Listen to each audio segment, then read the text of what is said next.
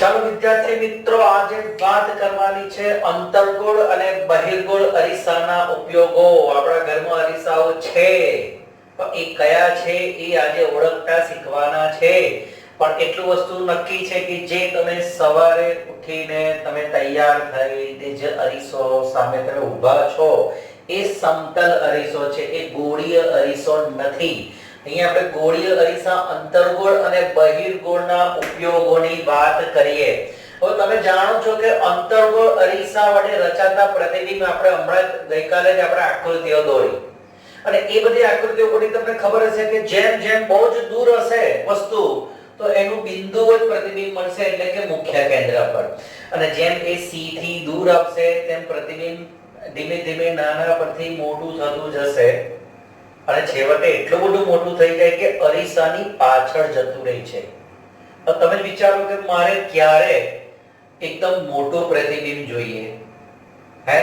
મારે ક્યારે મોટું પ્રતિબિંબ જોઈએ? કે જ્યારે મારે મેકઅપ કરવો છે. મેકઅપ તો છોકરા ના કરવાનો હોય, દાઢી કરવાની હોય. પણ દાઢી કરવા માટે મારે મોટો અરીસો જોઈએ, એટલે કે મારે દાઢી મોટી દેખાય, આપણે સરખી રીતે દાઢી કરી શકીએ છીએ. અથવા તો છોકરી હોય તો મેકઅપ કરવા માટે અરીસો મોટો જોઈએ, તો એના માટે અંતર્ગોળ અરીસો વપરાય. બરાબર છે? એ જ રીતે તમારે ઘણી વખત તમે જોયું હશે કે કોઈક વાહનો, આપણે જે બધા ગાડી વાપરે છે, સ્કૂટર, ટુ વ્હીલર, ગમે તે હોય, એમાં હેડલાઇટ આવે છે. રાત્રે આપણે લાઇટ ચાલુ કરીએ છીએ, ઓન, તો એ પ્રકાશ દૂર સુધી જાય છે. હવે તમે વિચારો કે પ્રકાશ દૂર સુધી કેમ જાય છે?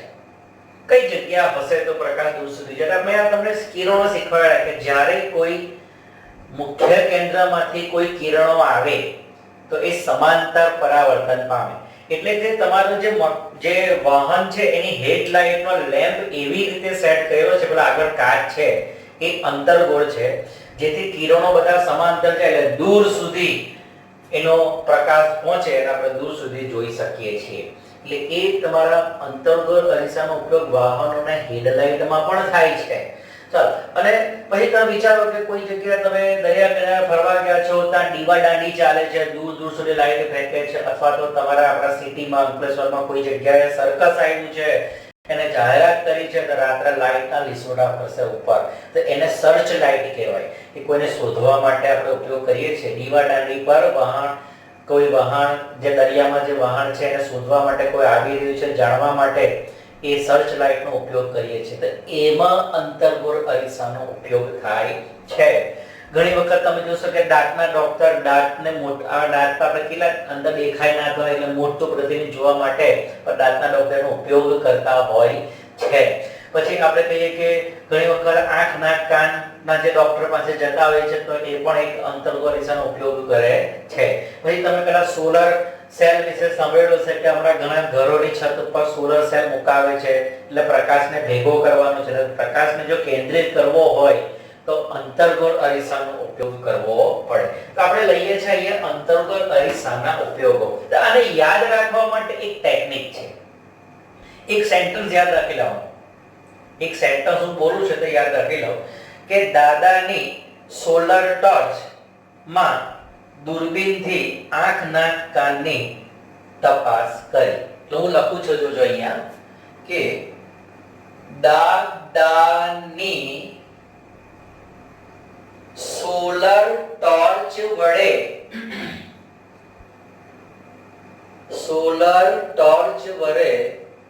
દૂરબીનથી જોઈ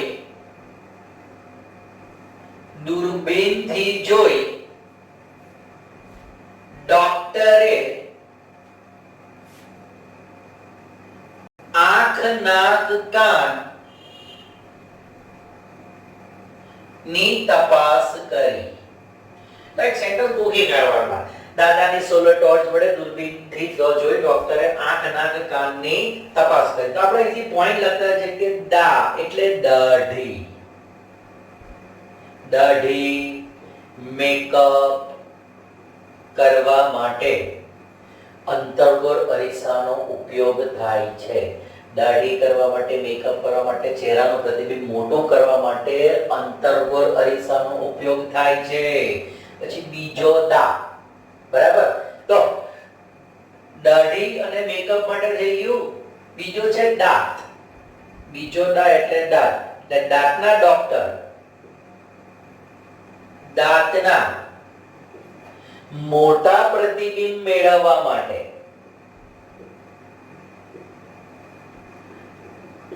અંતર્ગોળ અરીસાનો ઉપયોગ કરે છે. દાંતની અંદર ચોકઠું જોવું છે, કંઈક સડો થયો છે જોવા માટે એ લોકો આ લેન્સનો અરીસાનો ઉપયોગ કરતા હોય છે. ચાલો, સોલર એટલે કે સોલર સેલ, સોલર સેલ લખો કે પછી ભઠ્ઠી લખો માં મોટા અંતર્ગોળ અરીસાનો ઉપયોગ સૂર્યના સમાંતર કિરણોને કેન્દ્રિત કરવા માટે થાય છે.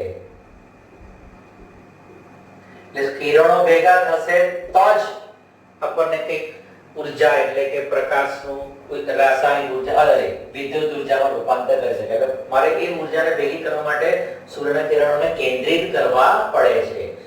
એના પછી આવે છે ટોર્ચ. એટલે કે આપણે જે ટોર્ચનો ઉપયોગ કરીએ છીએ, તમે જોજો ધ્યાનથી ટોર્ચમાં એક વચ્ચે બલ્બ હોય છે ને આગળ અરીસો હોય છે, તો એ બલ્બ જે છે એવી જગ્યા હશે કે એનું કેન્દ્ર હશે F, એ અરીસાનું, એટલે કિરણો કેવા થઈ જાય છે સમાંતર. ટોર્ચ લઈએ, સર્ચ લાઇટ લઈએ કે વાહનો છે એ વાહનોની હેડલાઇટ. તો આ ટોર્ચ, સર્ચ લાઇટ, વાહનોની હેડલાઇટ જે છે એમાં અંતર્ગોળ અરીસાનો ઉપયોગ કરવાથી શું થાય છે કે કિરણો સમાંતર જાય છે અને દૂર સુધી જઈ શકે છે. એટલે કે હેડલાઇટમાં સમાંતર કિરણો મેળવી દૂર સુધી પ્રકાશ ફેંકી શકાય છે. આ એનો ઉપયોગ થઈ ગયો, ટોર્ચ આવી ગયો. ચાલો, હવે દૂરબીન. એ કેટલાક દૂરબીન એવા છે કે તમે દૂર સુધીનું પ્રતિબિંબ જોઈ શકો. એટલે દૂરબીન વડે મોટા અંતર્ગોળ અરીસા વડે સ્પષ્ટ પ્રતિબિંબ તમે મેળવી શકો છો. અને છેલ્લું આપણે ડોક્ટરો જે છે એ ડોક્ટરો શું કરે છે? ડોક્ટરો જે નાક, કાન, આંખ ની તપાસ કરવી હોય,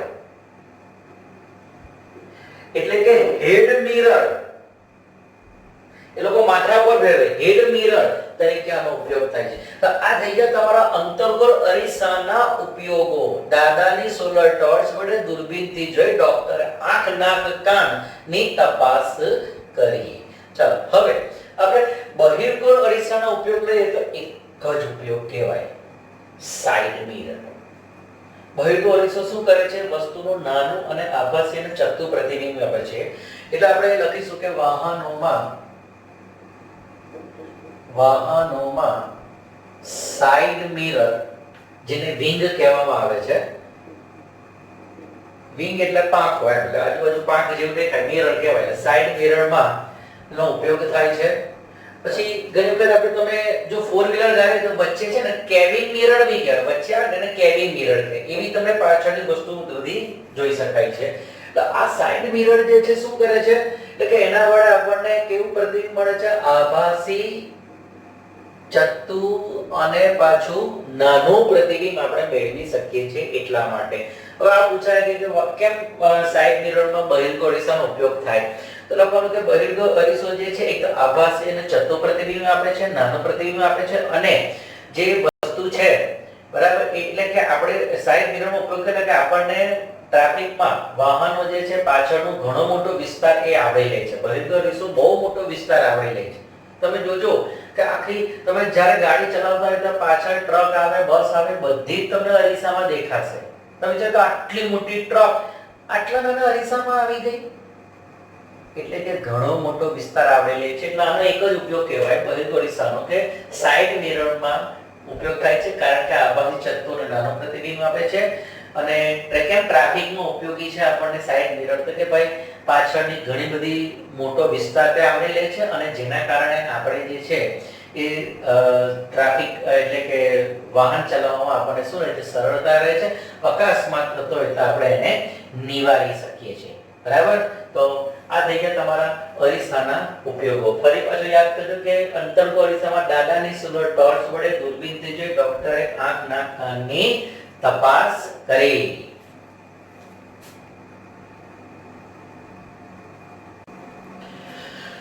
ચાલો વિદ્યાર્થી મિત્રો, એક ખૂબ જ ઇમ્પોર્ટન્ટ ટોપિક કહીએ તો ગોળીય અરીસા વડે થતા પરાવર્તન માટેની કાર્ટેશિયન સંજ્ઞા પદ્ધતિ. હવે ઘણા કહેતા કે હારું કાર્ટેશિયન પદ્ધતિ હારું મગજમાં જ નહીં જતું, 9માં આવ્યું 10માં આવ્યું.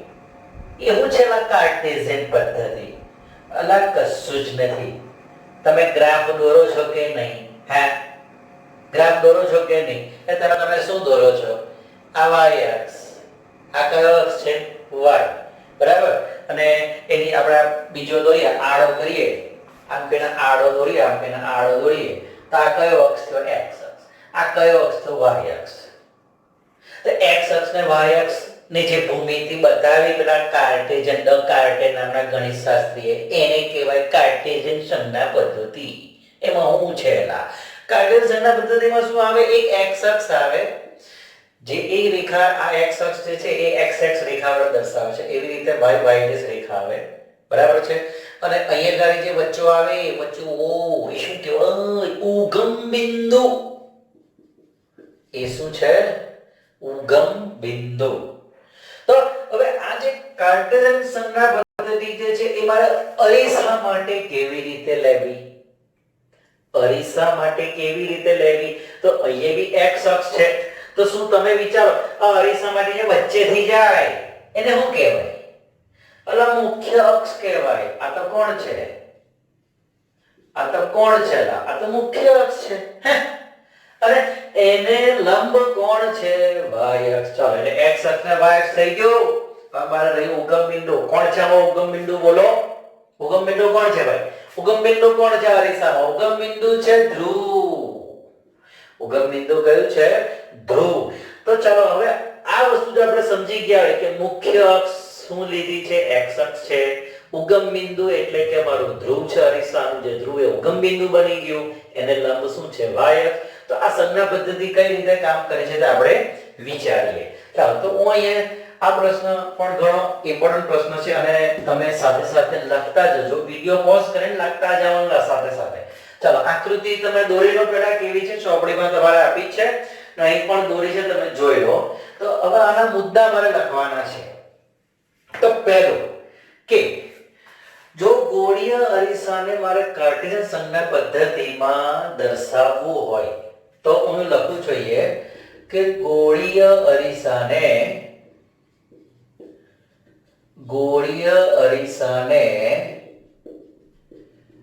કાર્ટેશિયન સંજ્ઞા પદ્ધતિમાં દર્શાવવા માટે મારે કંઈક લેવું પડશે કે ભાઈ x અક્ષ કોણ? તો લખીશું દર્શાવવા માટે કોણ? તો કે ભાઈ મુખ્ય અક્ષ. મુખ્ય અક્ષને x અક્ષ. ચાલો, આ એક થઈ ગયો. આ જે મુખ્ય અક્ષ એ શું બની ગઈ? x અક્ષ. તેને લંબ y અક્ષ. એનું કઈ નામ આપવાની જરૂર નથી, બસ એને લંબ શું છે? y અક્ષ. તથા હવે બીજી વસ્તુ x અક્ષ આવી ગયો, y અક્ષ આવી ગયો. હવે કોની વાત આવી? ઉગમ બિંદુ. તથા ધ્રુવ p ને શું લઈશું? ઉગમ બિંદુ લેવામાં આવે છે. ચાલો, એટલે કે પહેલું તો મુખ્ય અક્ષ x અક્ષ બની ગઈ, તેને લંબ y અક્ષ, ધ્રુવ p ઉગમ બિંદુ. આ થઈ ગયું મારું કાર્ટેશિયન સંજ્ઞા પદ્ધતિ બધા અરીસાને ગોઠવી દીધો. તો હવે આપણે ચર્ચા કરીએ આગળ. તો વસ્તુ કઈ બાજુ હશે? આ અરીસો છે, આ અરીસાની આ બાજુ જમણી બાજુ થઈ, આ ડાબી બાજુ થઈ, તો વસ્તુ અરીસાની કઈ બાજુએ છે? ડાબી બાજુએ છે. એટલે લખીશું વસ્તુ અરીસાની ડાબી બાજુએ હોવાથી પ્રકાશ ડાબી બાજુથી જ આવશે ને, વસ્તુ પરથી તો પ્રકાશ આવે છે, એટલે વસ્તુ અરીસાની ડાબી બાજુ હોવાથી પ્રકાશ ડાબી બાજુએથી શું થાય છે? આપાત થાય છે.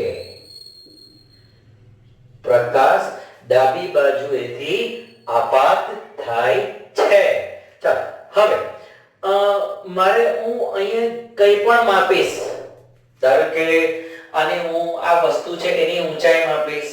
આ પ્રતિબિંબ છે, આ પ્રતિબિંબ છે, આ જે નીચે દર્શાવ્યું છે એ શું છે? એનું a' b' એટલે પ્રતિબિંબ અને ab એટલે વસ્તુ છે. તો હું કઈથી માપીશ કે ભાઈ આ કઈ વસ્તુ કેટલી દૂર છે? તો કે ભાઈ અહીંથી એટલે કઈથી? ધ્રુવથી. ધ્રુવથી આ કઈ જગ્યા છે? અહીંયા. તો મેં હું કોને પર માપીશ? મુખ્ય અક્ષ પર. એટલે જે કંઈ બી મારું માપ આવશે બધું મુખ્ય અક્ષ પર જ આવશે, પણ એનું જે સાપેક્ષ બિંદુ જે છે કઈથી માપવાનું છે? તો ઉગમ બિંદુથી. હંમેશા મારે p થી જ માપવું પડશે. તો લખીશું બધા જ અંતરો જે બી અંતર માપવાના છે બધા જ અંતરો ધ્રુવ p ને સાપેક્ષ મુખ્ય અક્ષ પર માપવામાં આવે છે. મુખ્ય અક્ષ પર માપવામાં આવે છે. અને અહીં આપણે પહેલા લખ્યું કે વસ્તુ ડાબી બાજુએથી પ્રકાશ આપાત થાય છે. બસ હવે આટલું જો તમને આવડી ગયું હોય ને, તો હવે કહેવાનું છે કે વત્તા ઓછા ધન ઋણ એ મુલા હમણાં જોઈએ. ચાલો, તો હું ધારો કે હું જમણી તરફ જાઉં ને, એટલે અરીસાની હું જમણી તરફ જાઉં ને, તો પ્લસ ધન લેવાના, ડાબી બાજુ જાઉં તો ઋણ, લેફ્ટ સાઈડ ઋણ, રાઈટ સાઈડ ધન પોઝિટિવ. તો લખીશું અરીસાની જમણી તરફના અંતરો ધન માપવામાં આવે છે. મેં કીધું હતું ને પ્લસ માઇનસ. ચાલો હવે માઇનસ, તો જમણી જગ્યા શું કરી દેવાનું? ડાબી. ધનની જગ્યા શું કરી દેવાનું? ઋણ. એટલે હું લખતો નથી, લખું છું અરીસાની ડાબી તરફના અંતરો ઋણ માપવામાં આવે છે. ચાલો ધન ઋણ થઈ ગયું. ચાલો પછી બીજું એક ધન ઋણ લઈએ. હવે જોજો, તો કે જો ધારો કે મુખ્ય અક્ષની ઉપર કોઈ બી ઊંચાઈ છે, આમ માપવાનું થાય, આ ઊંચાઈ માપવાની થાય, તો એ ધન ગણવાની, નીચે તરફની ઊંચાઈને હું ઋણ ગણીશ. એટલે લખીશું મુખ્ય અક્ષની